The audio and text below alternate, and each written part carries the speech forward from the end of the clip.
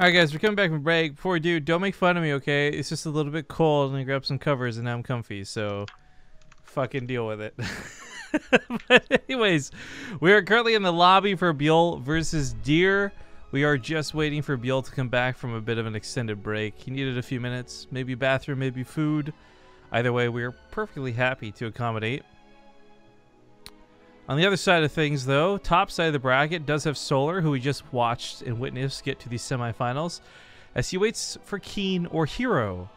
I just realized, though, if Hero beats Keen, and Hero has a fairly good chance of beating Keen if he just beat ByuL, this might be one of the first Korean tournaments we've ever cast where there's no Terrans in the semifinals at all. Whoa. And I guess it has happened before, but not too often. There's like no sarcasm with this either. Like, for those who don't know, Europe for some reason is super Zerg dominated, and Korea for some reason is like super Terran dominated. So we're just so used to seeing Terran versus Terran and Terran versus anybody in these sort of semifinal matches. Well, clearly Europeans just, you know, they knew the only way to win was to swap to Zerg in the Broodlord Infestor era. No, I'm just kidding. Alright, well, that amazing joke, full of hilarity aside. Oh, shit. Okay. What did you goof up on? Golden remake. Yeah, he was in another game. He just literally got out of it. Let's hope us leaving the game. Well, you're ref. You can tell them to leave. Yeah. He's smart.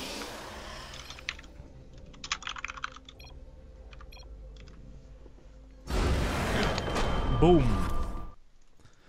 Yeah, we don't want to leave poor Golden out. If we had other casters here, we of course would be accommodating them too. I'm not sure. Naruto was casting with us yesterday. I guess just not available for today. I guess as we continue this out, though, we have at this point 2 best of 3s and 1 best of 5 before the cast is done. Our friend Fear Dragon's actually gonna be hosting a really interesting tournament about 3 hours from now too. Oh, what are we talking about? ByuL just asked if I could host on the GSL version, and I was like, and I asked if it was different, and he said, "Yeah, it's different." And I don't know if he meant. You know, I don't have a problem. Let's find out. Let's see what it looks like. I feel like if this is an extreme thing, you know, we can ban it. But yeah, okay, by default, we just use the ladder edition. For those who don't know. If there is something majorly different, I'd be curious to see. I'm really curious to see what the difference would be. GSL has modified maps before. I think it was Newkirk had some cannon rush issues and other things have been tweaked. So it's not like unheard of. The real challenge is finding it. Yeah. Well, Zombie God looks as I was mentioning, Fear Dragon's hosting his Challenge Wars thing later today, and I think this is the one where everything looks the same, right? Yeah, it's like Challenge Wars Indistinguishable or something. Yeah, I'm not gonna lie. Like, I like Fear Dragon. He's a good guy, but I've not really been interested in a lot of his content. However, this is something that really truly interests me, and I'm curious to see what that's gonna look like on stream. So, if this times out well, we can maybe give him a host, and if it doesn't, I hope you guys will just tune in one way or the other. But man, I gotta say, while we're waiting, I'm looking at that Matcherino page, and it is really cool seeing that we've made it over 5K. The big one coming up though is 6,000, so less than 800 to go. Well, actually, let me explain really quick. $500 for a show match. Unfortunately, we didn't really. Well, fortunately or unfortunately, we didn't expect to hit 5,000 this quickly, so we don't actually have time budgeted where we can do the show match until probably mid-March. So that's going to be a little bit delayed. But the AMA is going to be the same deal. Like, if we hit 6,000, the AMA is also going to have to wait till we all have a little bit of more free time to do it. But the thing about the Match Arena show matches, too, by the way, we had 2 options with this. Oh, we're all in the lobby. Okay. So we're going to get to see what the GSL version looks like. But I was going to mention really quick, the $500 for the Match Arena show match is kind of cool, because this first one's going to be a test. If it goes well, we'd like to keep doing them. But if it doesn't go well and nobody contributes anything through it, we're just going to put $500 into the pot rather than host show matches with it. But let's see what's different about the map. It looks less blue, I can tell you that right away. That might be the only reason that they want to do it. Might be. But ladies and gentlemen, it is a fresh best of 3 here for the base trade StarLeague. I just messed up the transition scene. How did that happen? Oops. All right, fix that. Bottom right side of the map, he's going to be the red Zerg player, ByuL. And the top left is the blue Protoss. He is Deer. I'm also noticing less fauna, if that makes sense. Like, there's still obviously like green everywhere, but at least in the mains and the mini map, it looks less, I guess, how to say, like bloated. I don't know how to describe that differently. There's so maybe stuff going on. It's not as busy. I guess, yeah, that's probably the better way to phrase that. But I'm curious to see whether this is also going to affect the corpses of units. For those who don't know, the reason corpses and units go flying everywhere when they die in this map is because the idea that it's underwater and the physics are what carry it through the sky. So things float to the surface, I think, is the logic. I haven't heard of any performance issues, per se. Like, there's been maps that would legitimately lag upon completion. Oh, nice. Certain areas. Yeah, that was nice. But you have certainly, everyone I think has heard, people complain about the visuals of this map. That's what I was thinking right away. Like, it was probably just distracting watching bodies fly. Well, yeah, if it's distracting to watch the bodies fly, maybe just turn on the physics. So I don't know if that's quite the reason, but it could be something they added in too, is that like, literally you cannot have the best physics possible. But I was thinking more like, yeah, like the lack of blue tank, because some people's graphics, they have like the combo graphics. You know, some is high, some is medium, some is low. And it makes the creep look really weird. And especially for Zerg players on a tinted map, shall we call it, it looks very distracting. Well, I think the other part that's a little more important is I made that joke earlier with picking the map because he was blue, and M-Canning's units really did blend in. Like, it's actually really tough to see some blue on this map. Already, I can tell you just by looking at the buildings, like the backing's a little more white, these are a little more blue. It's a lot more distinguishable. My eyes just aren't as strained. Like, I didn't mind the other version of Abyssal Reef, the latter version, but the more I'm like, I think this is more comfortable in a very weird way. Thank you to NateDog828 for the new Twitch Prime sub. Whoop whoop. Bark, bark. Bark, bark, bark, bark. Oh, I'm a dog. Yeah, stupid dog owners. Can't be elegant like a cat. Meow. I'm a cat. Yes, great. Stereotyping cats and dogs is not right, Rifkin. Did you just assume their accent? What accent is Burk Burk? Tell really me that. Dumb one. One for Neanderthals, am I right? Well, roaches are on the way, a lot of lings. ByuL's looking to hit really hard and very dedicated, and he's cut so many drones, this has to do damage. And it just might, because Deer's choice behind this was not more gateways initially, there's more gateways now, but it's a Stargate. So his production's low, his money's not there, while he's putting all this investment towards probes and getting a bank up. That means he might just lose everything he had ready to defend said probes. I mean, even if the Oracle comes out, that's probably going to go straight across the map. If a Void Ray gets chronoed out, there's still not a lot of time for it to actually come, and ByuL's almost ready to hit. In fact, he's making a drop Overlord, so he might just elevate some of these units. There's pylons here to intercept, there's overcharges available, but I think just sending everything to the front wall is going to be the best course of action. He baits out an overcharge. There's no overcharge now for the front wall. Oh yeah, that's a good point. And the Blings are still maybe going to be able to drop. Yeah, so then they kill the Overlord, so... Zealot's going to go down very quickly. Nothing to stop the Lings getting into the base. He's going to... Oh, this pylon! This pylon's going to screw production! For sure. That one on the left looks really useless now. Void Ray going down too. Lings and Roaches in the main. ByuL caught Deer off guard really badly with his attack, and this is going to... He's going to pay the price for it. This has already killed so many probes, and it's going to kill even more. The Void Ray is not going to finish for so long, and this Oracle's got energy to eventually kill all the Lings, but not all the Ravagers and Roaches. So it hasn't killed enough probes yet, which is like really important to note. I was going to say, ByuL did this in GSL, and it looked really promising against, I think it was like Stash or someone, but he didn't end up winning because the probe count was just still too high.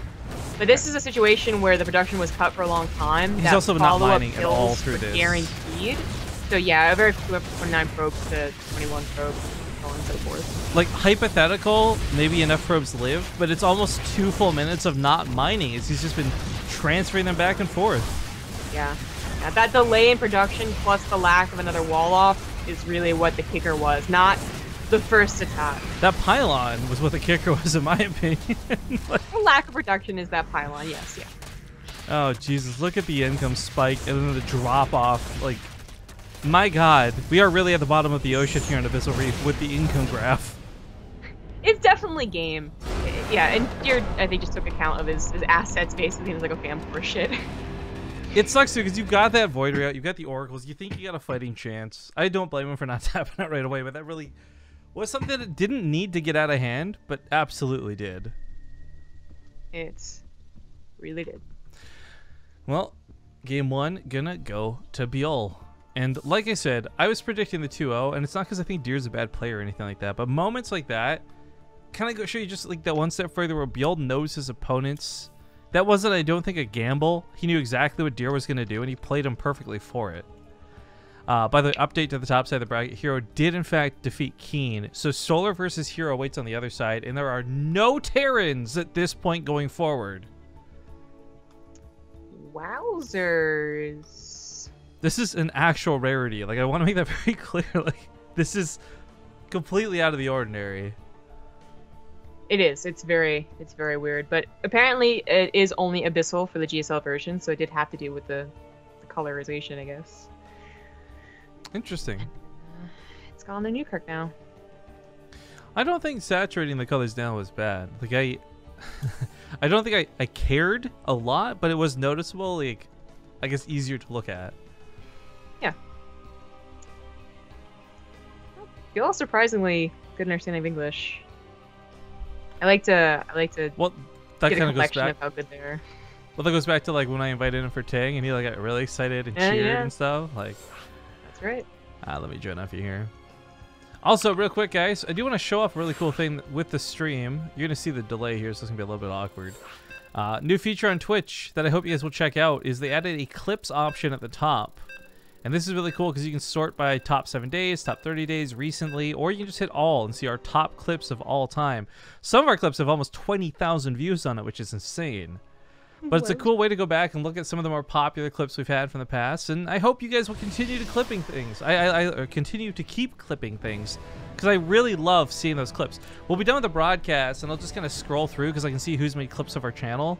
And it's so funny. That Innovation Beyond game, we had literally 3 pages worth of clips that people have made all of the same moment because there was like that many people trying to clip that moment. That is pretty cool. I really wish more people had clipped the Hero micro too that happened yesterday. Because that was also some pretty cool shit, but... Yeah, for those who don't know, maybe you want some free Reddit karma. You can actually make clips from VODs too, and you can link those clips anywhere. Twitter, Reddit, you name it. And I actually would encourage that because I love the idea of clips, but... Anyways, we're in game number 2 here for the BTSL semifinals. Bottom left, we've got the blue Protoss, Deer. The bottom right is the red Zerg. We have ByuL. ByuL the barcode. Yeah. So I think I brought this up yesterday, but we were both pretty tired and it was only in passing. But this whole communities thing, since we're talking about Twitch and the macro openers underway. Oh, the new communities feature? I Yeah. don't really understand its purpose or appeal. Well, so actually, this is what I find funny because I figured you wouldn't. You're not somebody who's explored Twitch much, right? Like we've talked before, and for example, I'll mention several popular streamer names like Soda Pop and or otherwise, and she won't know who I'm talking about.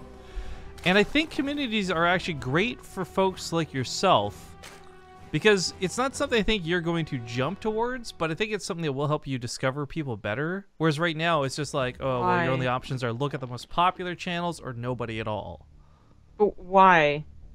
Like, what do communities help do? I think it's just, for me, I look at it as a better way to classify section. Like, so for example, right now, if you sort by games, you're looking for strictly people who play StarCraft or people who play League of Legends. Whereas, let's say you look at the, I don't know, first-person community. You may have only ever watched Overwatch and never seen Counter-Strike, but now finding someone else to stream through that section in a different game that plays the same first-person, I don't know. Like, I think there's cool opportunities with it. I don't think it's the biggest deal in the world. Don't get me wrong. I don't think it's like going to redefine generations and change how we look at Twitch. But I think it's cool, and I like it. So I think it's kind of bridging a gap between like teams and just sorting by games too. Because, for instance, That's true. as we're still getting the game going, I guess Stargate opener. If I wanted to watch only professional Overwatch players before, I had to look if they were on a team and then like look maybe at their teammates. And even then, usually it was like a bunch of other casuals on a team with professionals. So I'd be like, okay, I got to go back to square one. But there's literally the highest community is competitive Overwatch. So maybe they're all pros, maybe they're not. I actually have no idea. But I found communities to be really repetitive because so far it's been a lot more about just individual games still being highlighted. Where if I was going to look up individual games, I would just look at games. So I think a lot of people pointed that out too when it was first created. Because I saw some tweets saying like I don't quite grasp the solution. So it wasn't just me and my lack of Twitch knowledge, but it was like it's really got to develop further and get like more specific markets other than just like StarCraft 2 fans. Well, our community as opposed to our game. Well, taking it one step further, actually, speaking of development, I think community is going to be a lot easier for corporations to look at too, rather than individual games. Especially when it comes to looking for people you maybe want to sponsor or get involved with, regardless of sponsorship or not. I don't know. Okay. We'll see as time goes on. I agree. Like right now, like I'm not trying to sell it up or anything. I like that Twitch always keeps coming up with new features though. It doesn't get stale. It doesn't get boring. They're constantly working to improve the site. That is certainly true. Sometimes it's amazing. No, hands down, nothing's wrong with it. Like Twitch Amazon Prime, Twitch Prime. But otherwise, it's more like, I guess this like fits a need I didn't know really existed because I'm not a Twitch viewer. All right. Well, regardless of any of that, we do have scouting going on for both players right now. Deer's obviously looking to do some damage with his scouting, but ByuL also sneaks an Overlord right into the heart of the base, and he sees everything Deer's made at this point. Great. Which is important. They open up a Stargate on Newkirk Precinct. I think a lot of Zergs are really paranoid they're gonna have a second Stargate, and it's gonna be carriers. But so far, no indication of that. Only the one Stargate. Only oracles so far too. That reminds me, actually, as you bring that up, did you see the community update for the proposed changes of StarCraft 2? I saw Nathanius tweeting about it. Buffing corruptors. I know. I don't understand that. I don't. Where is that their solution to the carrier problem, which isn't even that common of a problem? What's so silly about the carrier problem is I don't think it's the carrier per se that's the problem. It's always what pairs up with the carrier that makes it too OP, right? Like we've seen several games where people have gone just carriers and maybe a couple Void Rays, and it doesn't look good at all. It's when players go carriers with like a lot of adepts or storms or anything underneath it that it becomes sober Donkey Kong. And I feel like right now, corruptors, they deal with carriers already pretty well. I don't think they need to be buffed to deal with them even better. Yeah, I just saw it's also not a very fun unit to buff. So I do think there is a problem late game PvZ when everything is combined, like Storm, Archons, Carriers, Void Rays, the whole shebang. I think that then Zerg is like, they do need something. They need the Holy Grail or whatever to show them the way. Oh, he doesn't do that. I don't know why I said that. But anyway, but I don't think Corruptors are a very fun solution to it or the solution to it. Even if you buffed Corruptors, I don't think there's any way they're going to beat out Void Rays and Archons and Storm. Yeah, even with their damage point, they hit and run. Because everything about the Corruptors comes from their bonus versus massive. And as soon as you get 2 Archon Blasts, or like in those more rare games, like 11 Void Rays, the Corruptors are just garbage. They're just the garbage units. And you're just kind of screwing over, I feel like, Terran to use air at all. That's exactly the only thing I thought about. Of course, being the biased person that I am. But anyways, we'll see if that goes through. And I don't know. I feel like they've tried so hard and they've had so many issues with carriers. They tried to remove them from the game. The community wouldn't let it happen, so they bring them back and they make them too good. Poor carriers. Yeah, poor carriers for sure. They just don't find a fun market yet. And also, I said it, and maybe people are gonna harp on me because, as I said, I do think it is a problem of like later stages of PvZ. I don't think it's happens enough to really be like, oh, they really need to do something about this. Casting is such a bore. Playing is always against carriers. People really, I think, over-exaggerate, but what do I know? Obviously, you're watching a carrier game right now, and it's just so repetitive. That joke, not. What do you know? Do you know the Muffin Man? That's not a what? That is a who? And that is really rude. Actually, it can be classified as a what? No. The Muffin I don't Man, know how that would. The Muffin Man is not actually necessarily a person, but more of like an occupancy or a job. Unless we're in like Shrek world where he's literally a man made a muffin. Well, no, it's like it's describing one person though. Like the Muffin Man's the guy who makes the muffins. You don't say you do know them. It's it's one specific thing. If it's it's Yeah. General Do you know the chef? Which chef? Exactly. It's not who, so you're not wrong. I go back to English class for this one. A very awkwardly undeserved checkmate, if you will. Got him. Mutas are out, but again, it's very small amount of mutas. Like, ideally, they do not take any damage. The Protoss, Protoss do not take any damage from this whatsoever, but sometimes they do get a couple of probes and even kill a War Prism, or in this case, just take on the Stalkers with Sunk It. It's actually really bold to go on for the Stalkers like that. I think hitting more of the probes and getting out may have been better. While this goes on, Deer counters, and he's got a pretty strong attack knocking down this 4th base, but I like that ByuL's choosing to let it go. I don't think there was a necessity at all to try and defend that, and location and numbers weren't going to benefit him. Now he's got 22 Lings almost popped out, more Ravagers are made too, and I think this army is far more capable of taking this on. He focuses down the Sentry, so no Guardian Shields, and more importantly, no more Force Fields. There's going to be some annoyance through the Warp Prism, but the Roaches are just massive in number, and the Immortals are already so close to going down. Hot pick up on that last one. I thought it was dead for sure. The Deer is pushed back. Some Stalkers still dying. Last shots from the Lings and Ravagers, so their blink is off cooldown, and the Mutas did come back in after a moment of well, and 10 more probes. It's pretty good.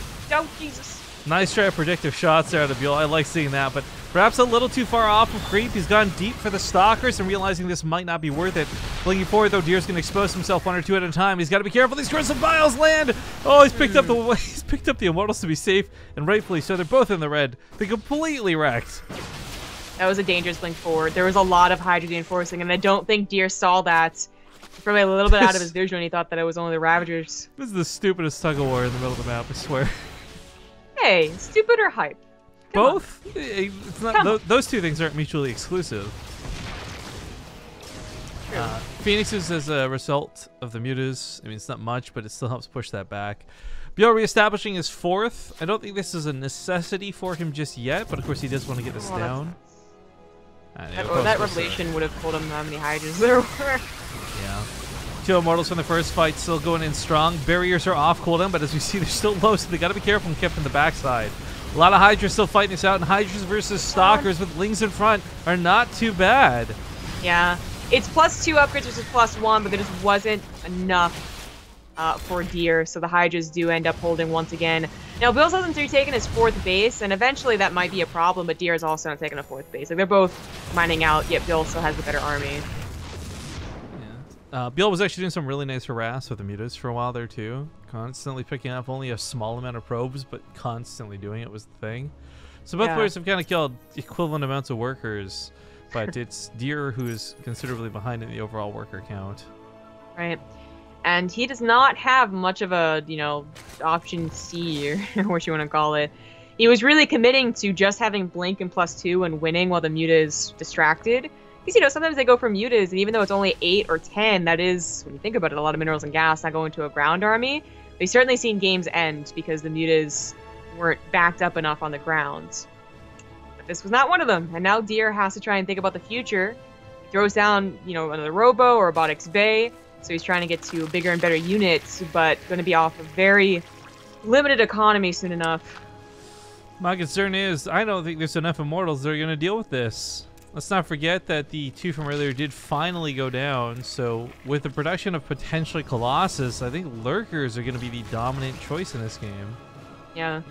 Disruptors, yeah, I would think it was Disruptors. You could try and start your Immortal count from 0, but the real fear there is I think that they would just max on not Lurkers then, and then your Immortals might feel like a little useless. I don't know, with this primarily having been Hydra Link for a while, I think Colossus wouldn't have been a bad option. Oh, Colossus. Yeah. No force fields going down. The Lurkers in the front line do get taken out, but the rest just kind of leapfrog forward, and they do get to burrow. And let's not forget, Lurkers do a lot of damage. 36, even if it's just one target they're hitting, but of course they do have that splash. Pylons, of course, have ranges. Can take 2 Disruptor shots to kill a Lurker, so unfortunately not quite the damage to deal with the Lurkers right now. This is bad for Deer. This is really bad for Deer. Yeah. There's not a good enough competition. No. Okay, the observers are out of position. GG. GG. All right, ladies and gentlemen, ByuL goes through to the finals. All right. Very nicely done. For PvZ, but it might be a ZvZ. Hero and Solar in the semifinals. I'm rooting for Hero in this one. I think Hero's had this really great upswing recently. Solar is kind of so-so. I want to see a PvZ finals, and I want to see Hero take this series, but I can't say that he'll do it definitively or for sure, because Solar's quite the formidable opponent. For sure. Well, guys, we're going to go to a commercial break before we get into this other semifinals match, so do stick around. We'll see you shortly.